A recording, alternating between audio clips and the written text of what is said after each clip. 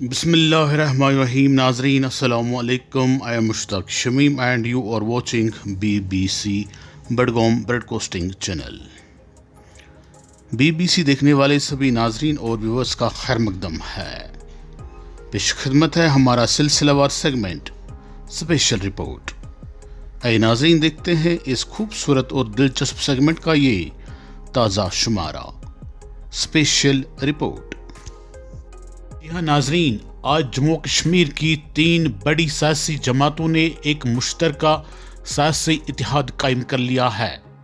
ان 3 سیاسی جماعتوں میں Jammu Kashmir People's Conference, Jammu Kashmir People's Democratic Front اور Jammu and Kashmir Justice and Development Front شامل ہیں.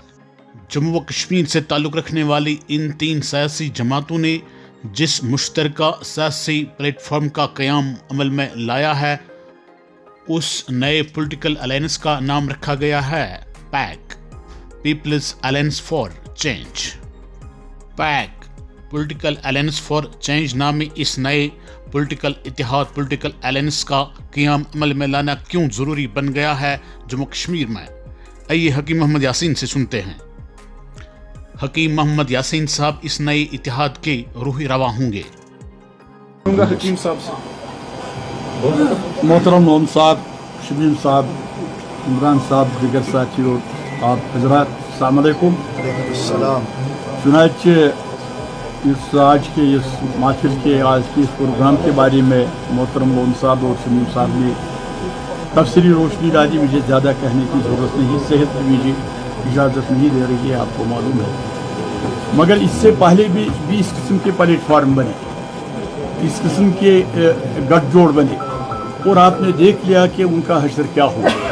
مگر ہمارا مصمم ارادہ ہے انشاءاللہ اللہ کے فضل و کرم سے جس چیز کے لیے ہم نے تہیہ کیا، انشاءاللہ جموں کشمیر کے لوگوں کے سامنے ہم پریکٹیکلی کر کے وہ دکھائیں گے انشاءاللہ. کیونکہ جیسا انہوں نے کہا کہ جموں میں ایک بات، کشمیر میں ایک بات اور سری نگر میں دوسری بات، یہ بات اب نہیں ہوگی.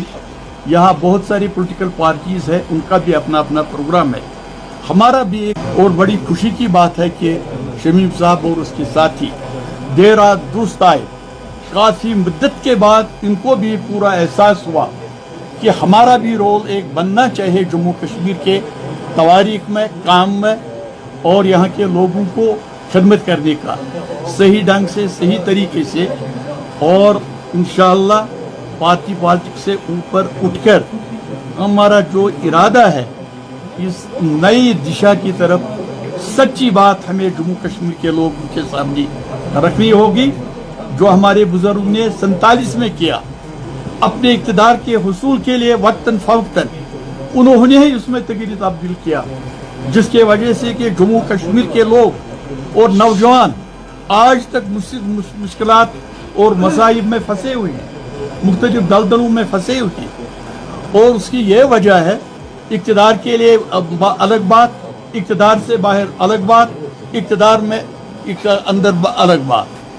ہم اس اقتدار کو ایک طرف چھوڑ کر جموں کشمیر کے لوگوں جو ہمارے بزرگوں نے نقشہ اصلی میں کھینچا تھا 47 سے، اور اس کے بعد وقتاً فوقتاً ہم نہیں کہیں کہ ہم بڑے ہیں اور ہم سب کچھ کرنے، مگر ایک بات ہے، جموں کشمیر کے جوانوں کو، لوگوں کو مرغزاروں کی طرف لے جانے کی کوشش نہیں ہوگی، دھوکہ دینے کی کوشش نہیں ہوگی.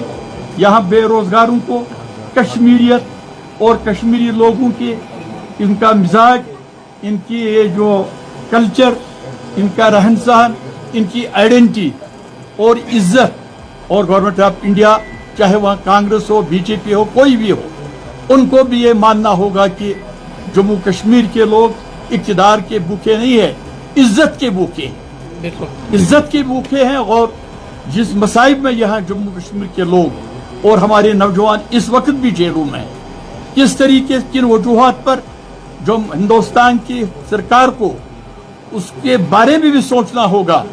جو آج تکالیف میں مبتلا ہے، نام لینے کی ضرورت نہیں ہے، بہت سارے لوگ ہیں جن کے مجھے پورے نام معلوم نہیں ہے، ان کے بارے میں ان کو سوچنا ہوگا. اور जम्मू कश्मीर के बेरोजगार नौजवानों के बारे में भी। और यहाँ जो स्टेटहुड हम ये नारा हमने ये बनाया, हम वो स्टेट चाहते हैं जो जिसमें हमारे आइडेंटिटी, इज्जत, हमारी इस्तिकामत, हमारे नौजवानों का रोजगार का तहफ़्फ़ुज़, हमारे ज़मीनों का तहफ़्फ़ुज़ और हमारे कल्चर का तहफ़्फ़ुज़, इसकी तरफ इंशाअल्लाह हम आगे बढ़ने की कोशिश करेंगे। मैं ज़्यादा वक्त नहीं ले सकता हूँ क्योंकि तबीयत भी मेरी ठीक नहीं है, तो मैं माफ़ी मांगता हूँ उनसे। थोड़ा बहुत मैं बहुत बहुत शुक्रिया। जी हाँ नाजरीन मोहतरम, आप हकीम मोहम्मद यासीन को सुन रहे थे जो पैक की लॉन्चिंग सेरेमनी के मौके पर प्रेस नुमाइंदों से खिताब कर रहे थे। शुक्रिया नाजरीन, बीबीसी के साथ बने रहने के लिए आपका बहुत बहुत शुक्रिया। Thanks for watching BBC.